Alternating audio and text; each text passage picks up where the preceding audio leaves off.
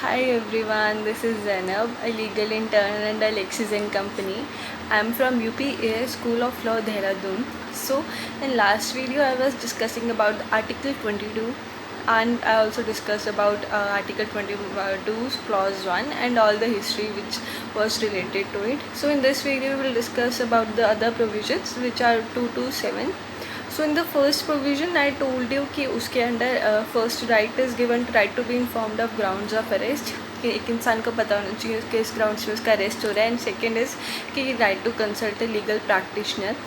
एक केस के बाद हुसैनरा खातून के केस के बाद इसमें हुआ था कि अगर person he is not he is incapable कि वो कोई भी लीगल प्रैक्टिशनर हायर कर पाए तो स्टेट की रिस्पॉन्सिबिलिटी होती है to provide the legal practitioner और advocate to that person. Now will discuss about the other provisions.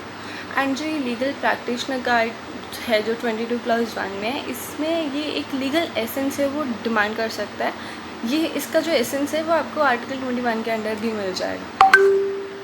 And article 22 clause 2 में दो राइट्स और दो सेफगार्ड्स फिर से गिवन है. First one is right to be produced before a magistrate, जिसमें it is properly given कि अगर कोई भी पर्सन अरेस्ट हो रहा है, डिटेन हो रहा है, तो within 24 hours of his arrest that person has to be produced in front of magistrate within 24 hours. उसके बाद उस इंसान को डिटेन नहीं कर सकते.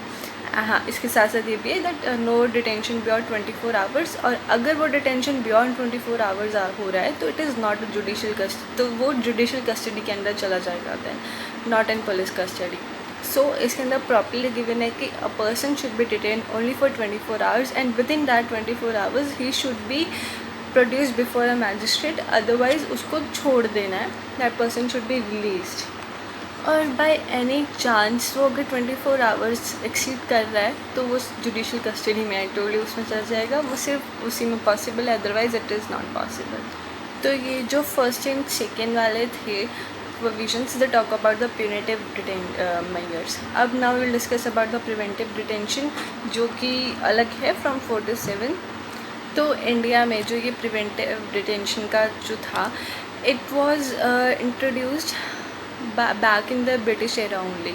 ये हमारे कॉन्स्टिट्यूशनल फ्रेमर्स ने इंट्रोड्यूस नहीं किया था इन द कॉन्स्टिट्यूशन. तो it was introduce regarding the Bengal regulation act, defence of India act, इन सब के दौरान. लेकिन जब हमारा कॉन्स्टिट्यूशन बन रहा था तो उस टाइम पे जो फ्रेमर्स थे दे सेड कि that we are a new democracy.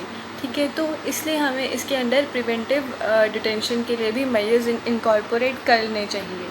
तो हमने कर तो लिया उसको अडाप्ट, लेकिन उसके साथ साथ ही बहुत सारी लाइक लीगल उनको भी हायर किया कि बहुत सारे एक फ्रेमवर्क भी होने चाहिए उनको कैसे करना है. ठीक है, तो ये जो डिफाइंड है they are defined under the provisions 4 to 7.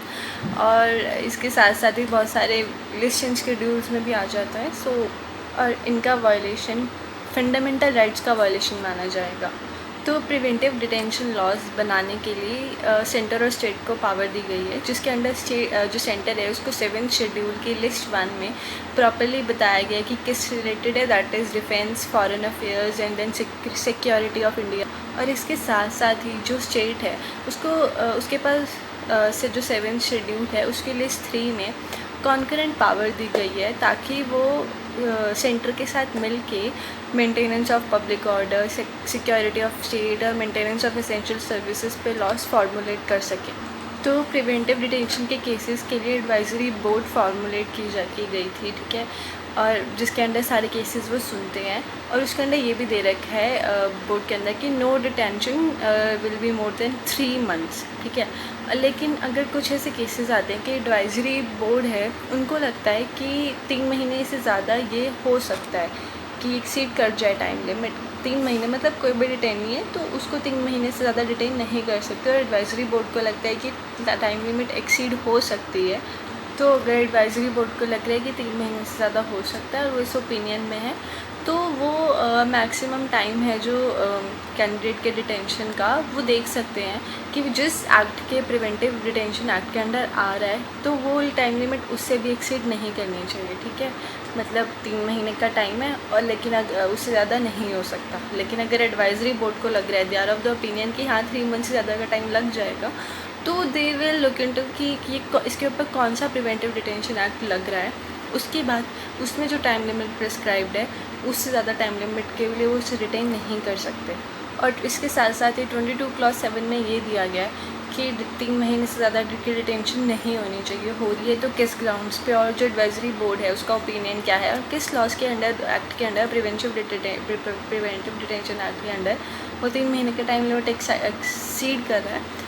ये सब जो डिस्कस करना है ये पार्लियामेंट करेगी, ये पावर है पार्लियामेंट के पास according to article 22 clause 7। And likewise जो अरेस्टी था, डिटेनी था, उसको प्रोविज़न 1 और 2 में राइट टू बी इन्फॉर्म्ड और राइट टू रिप्रेजेंट दे रखा था। ऐसे ही प्रिवेंटिव डिटेंशन में क्लॉज 5 के अंदर गिवन है which is right to be informed कि पर्सन को पता होना चाहिए किस ग्राउंड्स पे हो रहा है। And second is right to be represented कि लीगल प्रैक्टिशनर है।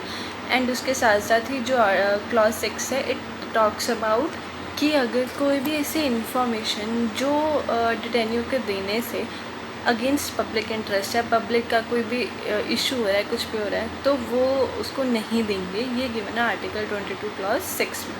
जैसे कि मैंने बताया कि अगेंस्ट पब्लिक इंटरेस्ट अगर कोई भी इंफॉर्मेशन कॉम्प्रोमाइज़ हो रही है तो डिटेनी को नहीं मिलेगी इसके अंदर। Okay, so that's all for this video. Thank you.